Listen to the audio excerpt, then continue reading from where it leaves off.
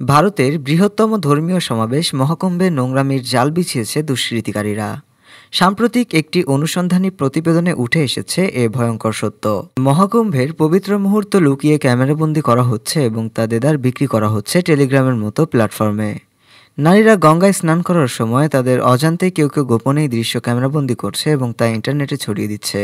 মূলত Facebook, YouTube, ইনস্টাগ্রামের মতো প্ল্যাটফর্মে এসব ভিডিও শেয়ার করা হচ্ছে, যেখানে ক্যাপশনে লেখা থাকে মহাকুম্ভ গঙ্গা স্নান প্রয়াগরাজ। অনেক পোস্টে হ্যাশট্যাগ মহাকুম্ভ 2025, হ্যাশট্যাগ গঙ্গা স্নান, হ্যাশট্যাগ প্রয়াগরাজ কুম্ভ এর মতো জনপ্রিয় হ্যাশট্যাগও ব্যবহার করা হচ্ছে, যাতে সেগুলো আরও বেশি মানুষের কাছে পৌঁছে যায়।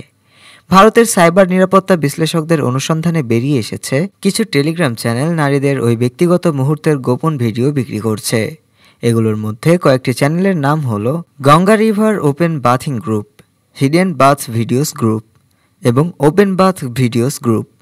এই চ্যানেলগুলোর সদস্য সংখ্যা দ্রুত বৃদ্ধি পাচ্ছে এবং সেখানে মেয়েদের পোশাক বদলানোর সময়ের গোপন দৃশ্য, স্নানের সময় তোলা খোলামেলা ভিডিও এবং আরও নানা রকম আপত্তিকর ফুটেজ শেয়ার করা হচ্ছে।